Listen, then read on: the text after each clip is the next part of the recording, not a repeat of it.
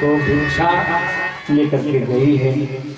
भगवान भोलेनाथ कहते कि माँ मैं भिक्षा मांगने के लिए उतना दूर से नहीं आया, मैं तो तुम्हारे लाला के दर्शन करना चाहता हूँ, दर्शन करना।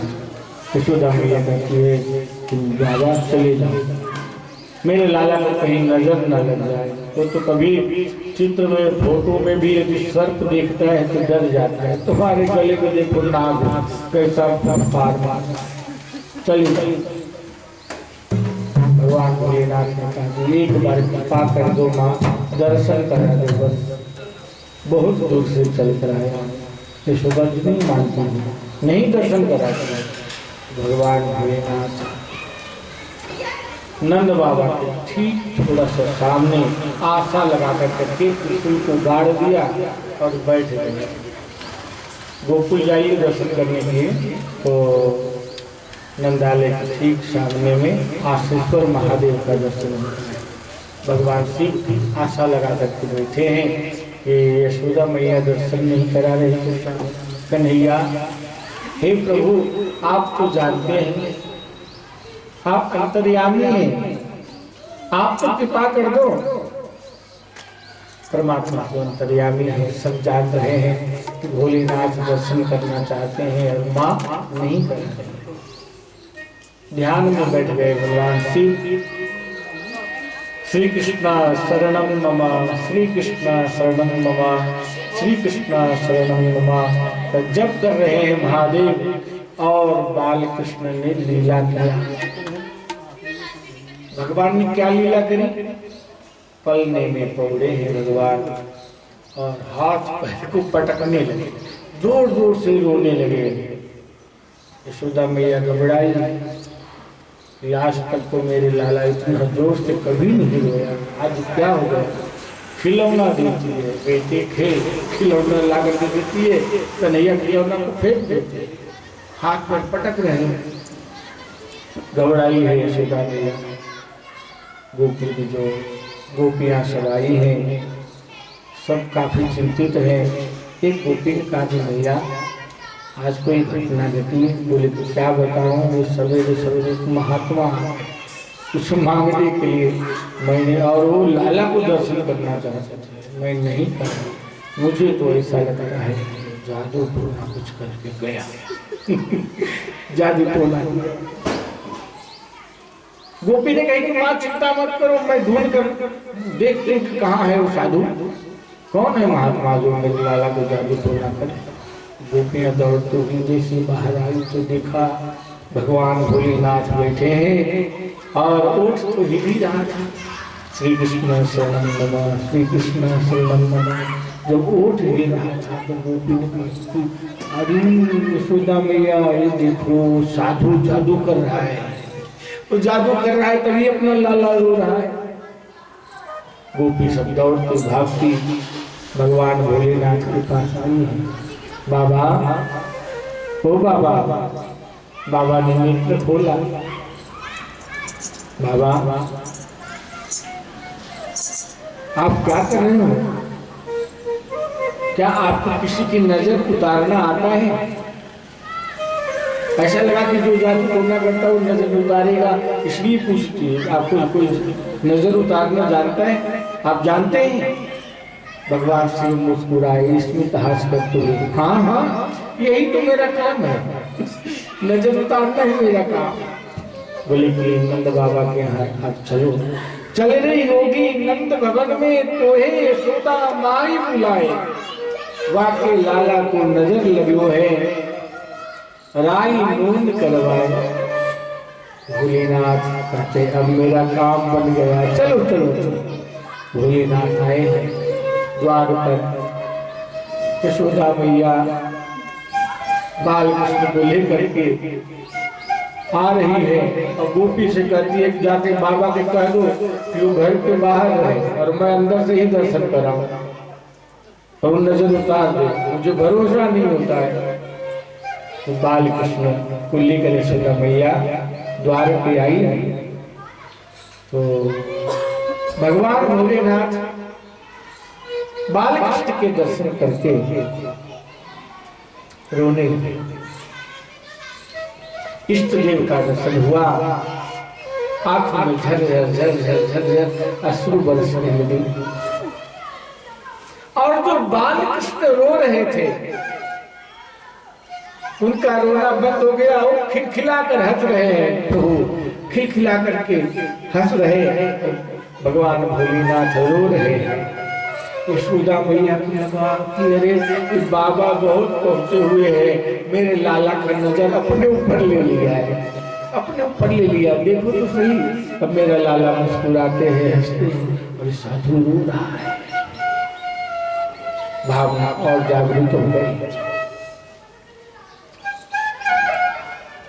भगवान भोलेनाथ कहते थे, माँ एक काम करो, तू अपने लाला को मेरी गोद में दे दो माँ। जीवन में कभी भी तुम्हारा लाला रोएगा नहीं, एक बार मेरे गोद में दे दो।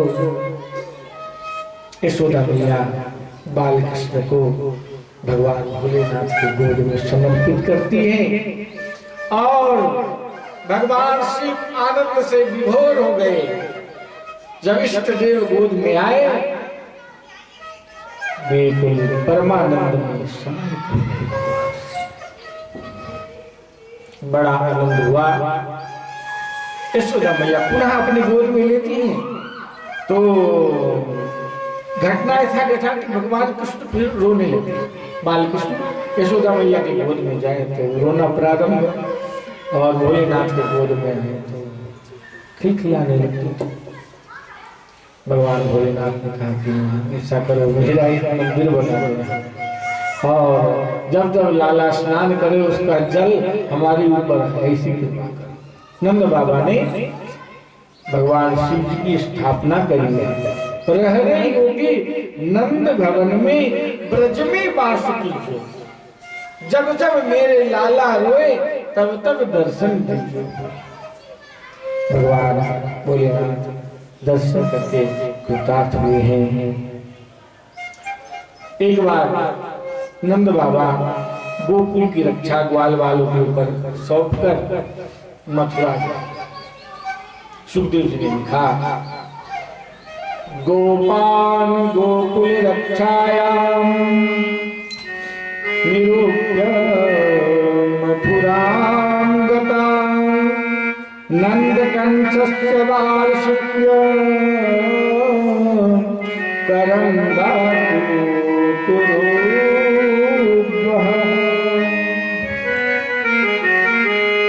कंसेन प्रहिता घोरा पूतना बालघातिनी शिशुश्च चारनिगलन्ति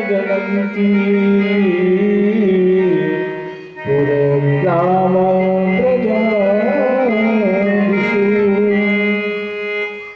नंद बाबा गोकुल में नहीं है, मथुरा आए हैं कंस को कर देने के लिए, और इधर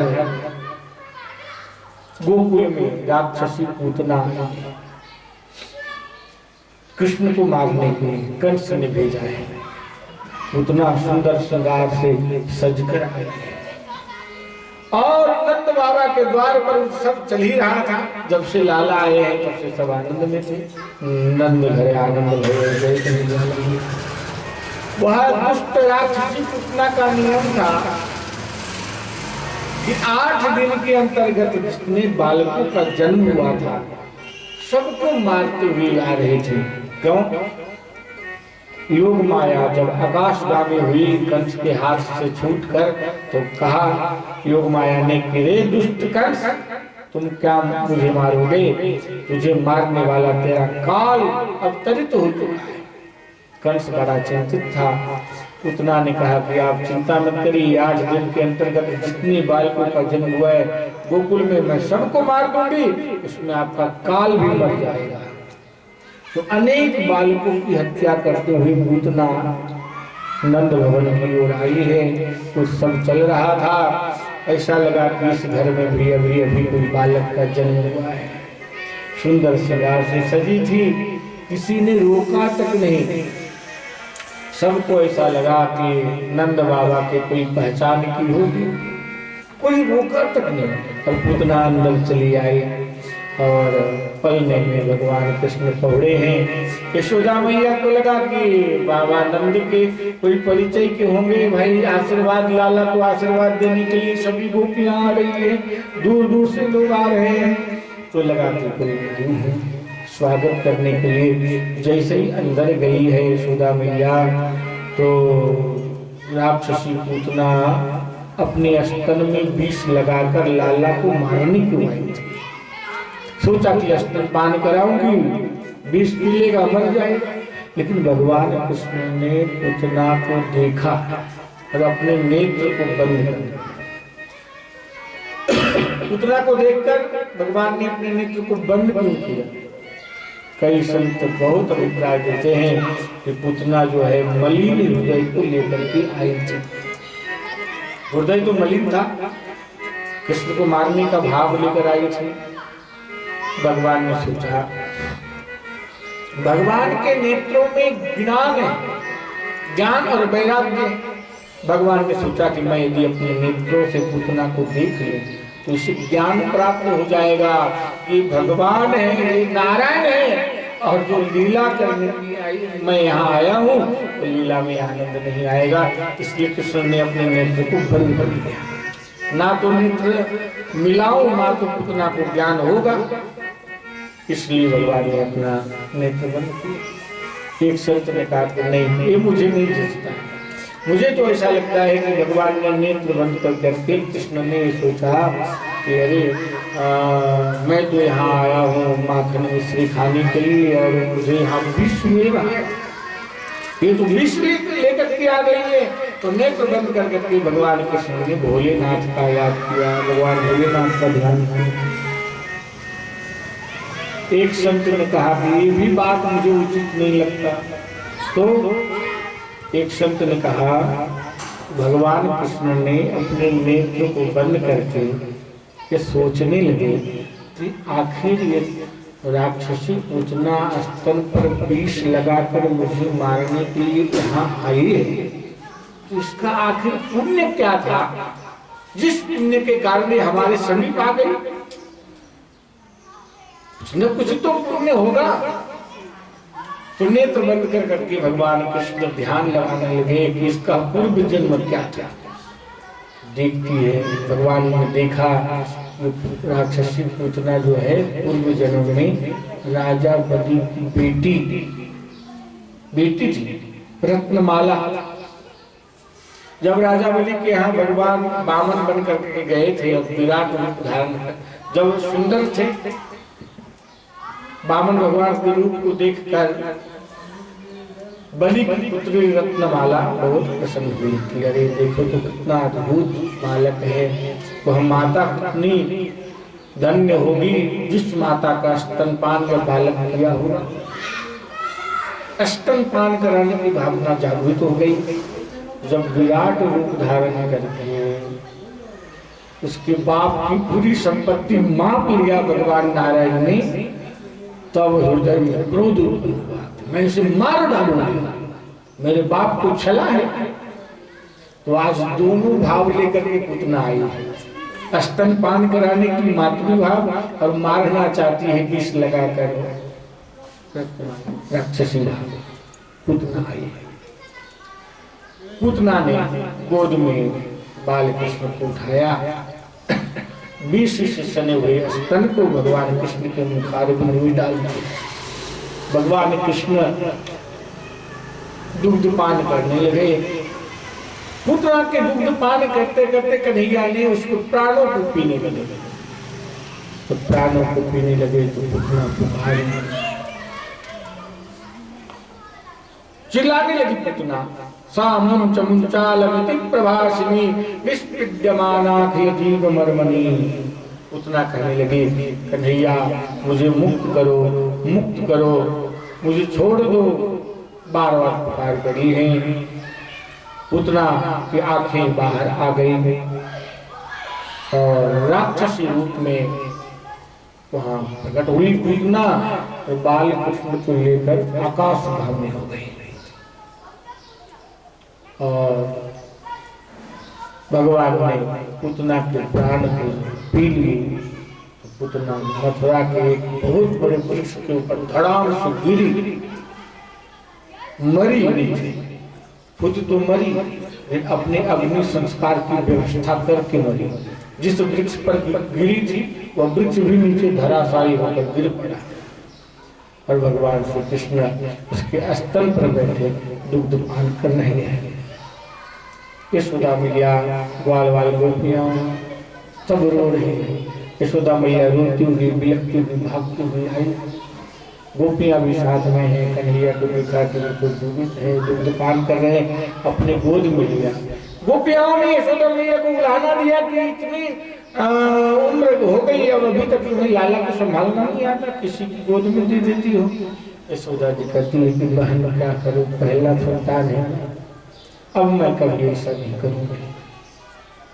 लाला को नजर लग गया होगा, इसलिए बाल कृष्ण को गौशाला में लाए गए। गौमूत्र से, गोबर से भगवान कृष्ण को स्नान कराया गया। गंगी गाय की जो पूंछ होती है उससे झारा दिया गया। माताएं जो होती है ना, वो उनके पास एक से एक साधन होता है, एक से एक मंत्र होता है। तो मंत्र के द्वारा आज नजर उतार रही है बाल कृष्ण सभी गोपियां कि जो हमारे लाला को नजर लगाए गंगी गाय के पूंछ में चली जाए। नजर उतार कर करके यशोदा मैया अपने गोद में ली है और दुग्ध पान कराया। यदि नजर उतर गया होगा तो लाला दूध पिएंगे और भगवान श्री कृष्ण दुग्ध पान करने लगे। बड़े आनंद हुआ है। दुग्ध पान करा करके यशोदा मैया पलने में बाल कृष्ण को उड़ा दिया। यहाँ बाबा नंद मथुरा में कंस को वार्षिक कर दिया है, टैक्स कंस को दिया। अब लाला का जन्म हुआ है, बड़े आनंद में थे बाबा आनंद। सोने का थाल माखन मिश्री से सजाकर कंस को दिया है। लो, अब कंस ने देखा ये सोने का थाल, बड़ा प्रसन्न हो गया और नंद बाबा को आशीर्वाद दिया कंस ने। बाबा, आपका जो पुत्र है वो आयुष्मान भवे, बाबा कीर्तिवान भवा।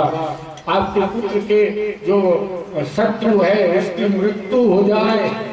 लो, स्वयं कंस है उसका शत्रु कृष्ण। और आज कंस ही आशीर्वाद दे रहे बाबा नंद को कि आपके बेटे के शत्रु का नाश हो, आनंद में रहे, अमर रहे, उसकी कीर्ति फैलता रहे। क्यों दिया आशीर्वाद? सोने का थाल देखा, उस थाल को देख कर आशीर्वाद प्रकट होने लगा। कंस को कर देकर वसुदेव जी से मिलते हैं। वसुदेव जी ने नंद बाबा को कहा कि आप अति शीघ्र गोकुल लौट जाइए, लाला को छोड़कर आपको यहाँ आना उचित नहीं है। नंद बाबा जब वापस आते हैं तो उसको ये अशुभ समाचार सुनने को मिला। राक्षसी पूतना आई थी कृष्ण को मारने के लिए, लेकिन वो अपने आप मर गई। तो पुतना के शरीर को काटा गया, बड़ा विशाल शरीर था, अलग अलग काट करके उसके अग्नि संस्कार किए गए। जब पुतना के शरीर को जलाया गया, अग्नि संस्कार किया गया, उसके शरीर से खुशबू आने लगी, बड़ा सुंदर महक आने लगा, क्योंकि भगवान कृष्ण का स्पष्ट हुआ था पुतना लोक बालम भी राक्षसी विरासना। भगवान का स्पष्ट होते ही मानो की पुतना का शरीर बड़ा सुंदर खुशबू में बन गया। सुखदेव जी महाराज कह रहे हैं कि पुतना को सदगति प्रदान किया कृष्ण ने। जो मुक्ति, जो सदगति माँ यशोदा को देना चाहिए, वह मुक्ति एक राक्षसी दुष्ट पुतना को प्रदान किया। कृष्ण बड़ी दया के सागर है, करुणावान। सुखदेव जी कहते हैं कि ये पूतना मोक्षम कृष्णश्चारभटमद्भुतम शृणुया श्रद्धया मृत्यो गोविंदे लभते। जो पूतना मोक्ष की कथा को श्रद्धा से सुनते हैं और इस कथा को जो प्रेम से श्रवण कराते हैं, श्रोता और वक्ता दोनों के पाप की निवृत्ति होती है। और गोविंद लभते रतिम, भगवान श्री कृष्ण की भक्ति में, भगवान श्री कृष्ण के प्रेम में रति होती है, प्रेम बढ़ता है। इस प्रसंग को सुनने से उसके बाद उतना को परमात्मा ने शब्द को प्रदान किया है। अब शकट भंजन की कथा हम श्रवण करेंगे। आज तो भगवान श्री कृष्ण की लीला ही है, बाल लीला जो जो श्री कृष्ण ने किया, माखन चोरी इत्यादि हम श्रवण करेंगे। और गोवर्धन पूजा, भगवान महाराज जी की पूजा करवाए हैं। कल भगवान का विवाह महोत्सव है, तो कल की भी तैयारी विशेष रहेगी। मुझे तो ऐसा लगता है कि भागवत की जो कथा होती है,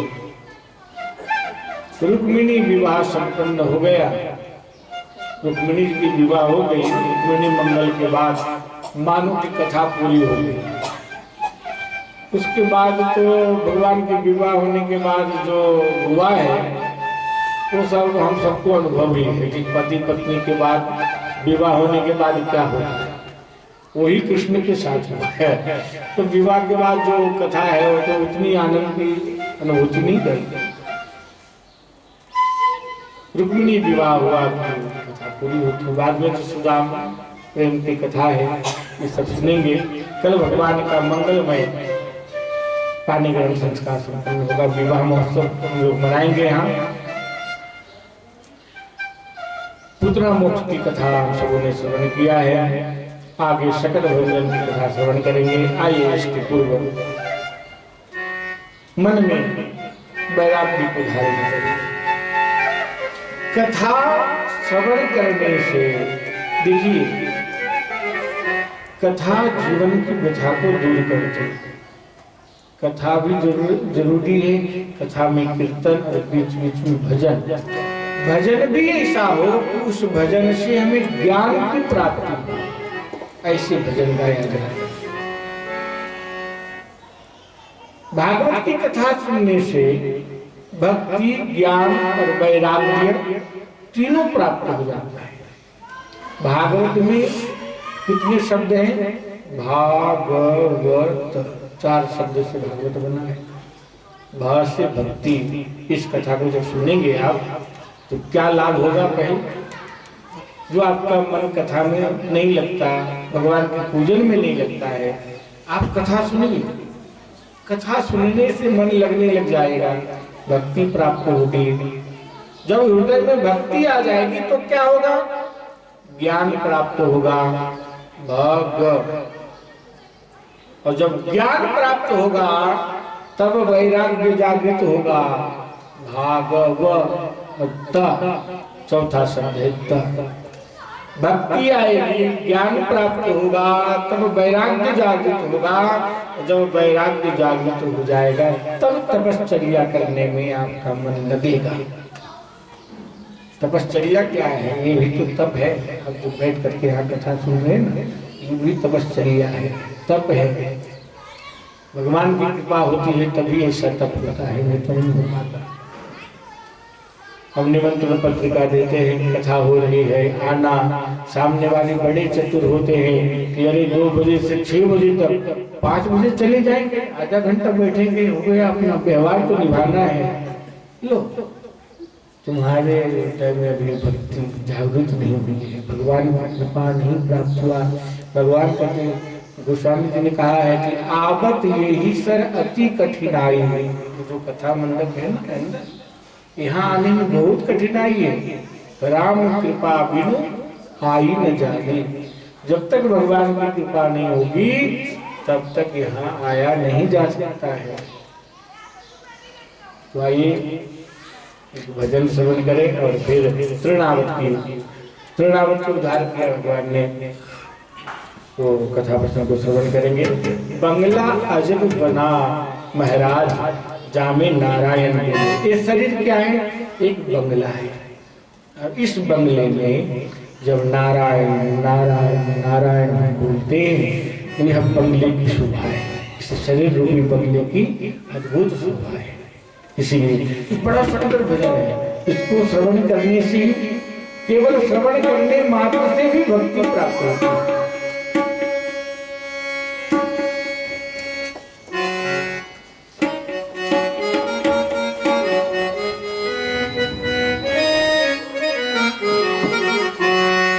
बंगला जब बना महाराज जामे नारायण बोले।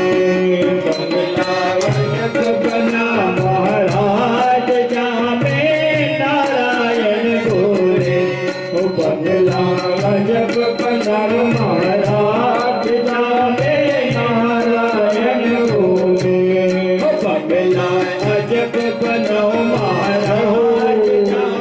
बना